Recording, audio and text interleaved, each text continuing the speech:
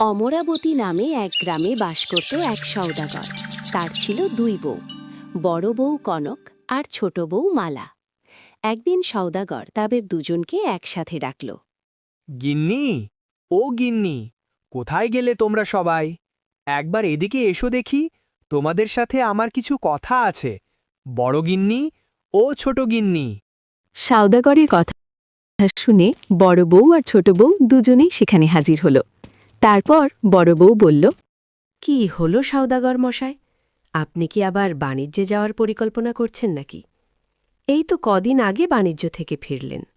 না না, এবার কিন্তু এত তাড়াতাড়ি আমি আপনাকে যেতে দেব না, এই বলে দিলাম।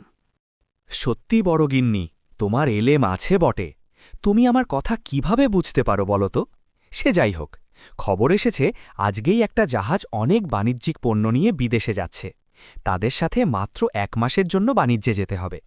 তাছাড়া এবার তো তোমার একা লাগার কথা নয়, তার জন্য তো ছোট গিন্নি আছে। দুজনে মিলেমিশে থাকো, দেখবে 1 মাস দেখতে দেখতে কেটে যাবে। বেশ, আপনাকে যেতে দিতে পারি, তবে একটা শর্তে। আমার জন্য একটা বিদেশি মুক্তার হার এনে দিতে হবে। আমার যে মুক্তার হার খুবই পছন্দের। আপনি আগেরবারও বলেছিলেন নিয়ে আসবেন, কিন্তু আপনি সে কথা রাখেননি। এবার কিন্তু আমার জন্য একটা সুন্দর মুক্তোর হার আনতেই হবে। আহা গিন্নি, মুক্তোর হার যে বড়ই দুর্লভ, সবসময় সব জায়গায় পাওয়া যায় না। তবে এবার কথা দিচ্ছি, যেভাবেই হোক মুক্তোর হার আমি ঠিকই নিয়ে আসব। আর ছোট গিন্নি, তোমার জন্য কি একটা মুক্তোর মালা আনবো নাকি? মুক্তোর মালা? না না, সে যে অনেক দাম। তাছাড়া আমি মুক্তোর মালা নিয়ে কি বা করব? তবে আপনি যদি পারেন আমার জন্য একটা পাখি আনবেন। এমন একটা পাখি যে সব কথা বলতে পারবে, আমার সব কথা বুঝতে পারবে, খাঁচা ছাড়াই আমার সাথে বন্ধুর মতো থাকবে। এমন পাখি খুঁজে পাওয়া কি আদেও সম্ভব? এ যে মুক্তোর মালার থেকেও দুর্লভ জিনিস। বেশ, তবে তোমাদের উপহার আনার আমি যথাসাধ্য চেষ্টা করব। সত্যি ছোট গিন্নি, তোমার পছন্দ সবার থেকে আলাদা, খুবই সাধারণ কিন্তু মহামূল্যবান। সওদাগর সেই দিনেই জাহাজে করে পাড়ি দিল দূরদেশে। গভীর সমুদ্রের মধ্যে দিয়ে চলল তার জাহাজ। অন্যদিকে সওদাগরের কথা ভেবে চলেছে তার ছোট বউ মালা। ঘরের এক কোণে বসে উদাসীন হয়ে জানালার বাইরে তাকিয়ে আছে সে।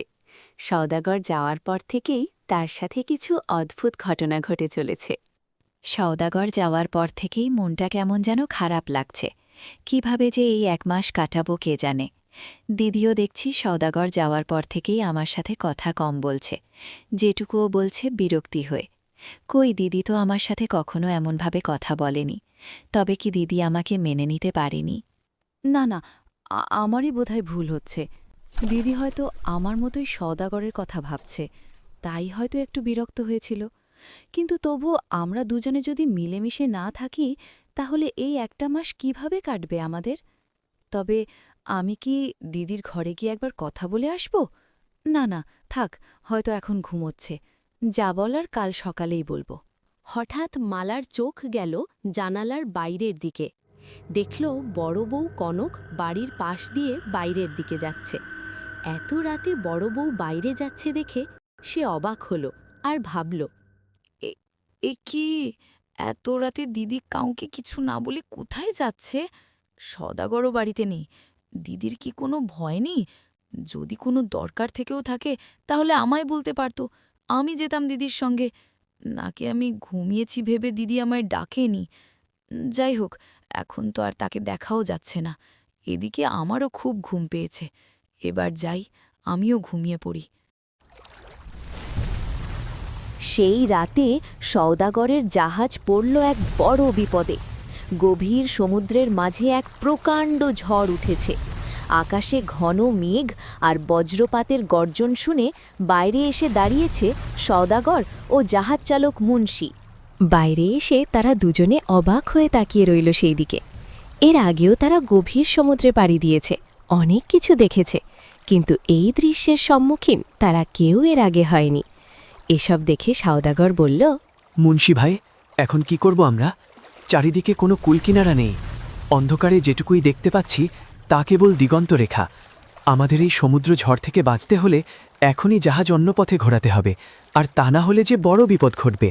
আমিও সেই একই কথাই ভাবছি। এতদিন ধরে গভীর সমুদ্রের বুকে জাহাজ চালিয়েছি, কত ঝড়ের সম্মুখীন হয়েছি, কিন্তু এই দৃশ্য এর আগে কখনো দেখিনি। আজ প্রথমবার জাহাজ যখন আমার নিয়ন্ত্রণের বাইরে যাচ্ছিল, তখনই বুঝেছিলাম কিছু একটা নতুন ঘটতে চলেছে।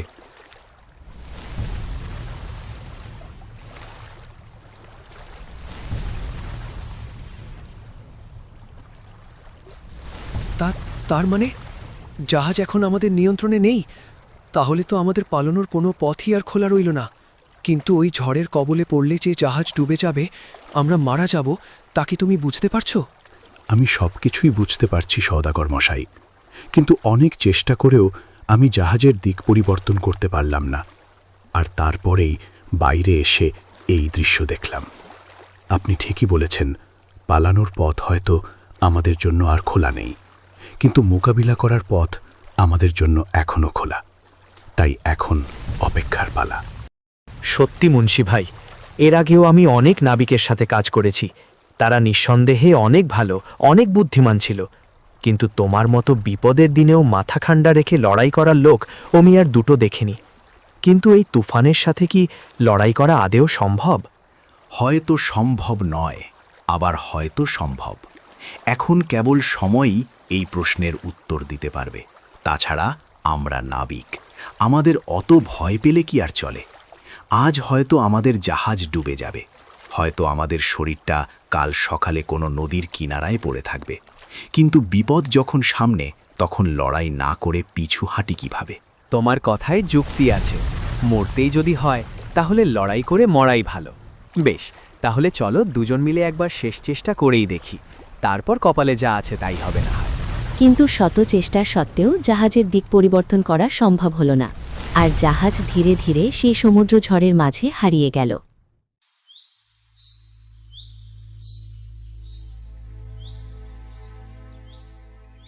আমি কোথায়?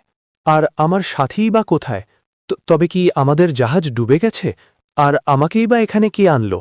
শান্ত হন মশাই, শান্ত হন। আপনার শরীর সবেমাত্র একটু ঠিক হয়েছে। এখনই অত উত্তেজিত হবেন না। আপনি সুরক্ষিত আছেন, সব বিপদ কেটে গেছে আপনার। আপনার নাম কি, আর আপনি কোথা থেকে আসছেন? আমি একজন সওদাগর, নাম রঘুনাথ, আর আমার সাথে ছিল জাহাজ চালক মুন্সি। আমরা এক দেশ থেকে অন্য দেশে জাহাজে করে মাল নিয়ে বিক্রি করি। তেমনি কালও যাচ্ছিলাম সমুদ্রপথে। হঠাৎ কাল রাতে আমাদের জাহাজ পড়ল এক ভয়ঙ্কর সমুদ্র ঝড়ের কবলে। অনেক চেষ্টা করলাম, কিন্তু কিছুতেই জাহাজের দিক পরিবর্তন করা সম্ভব হল না। বাকিটা তারপর আর মনে নেই। ক্ষমা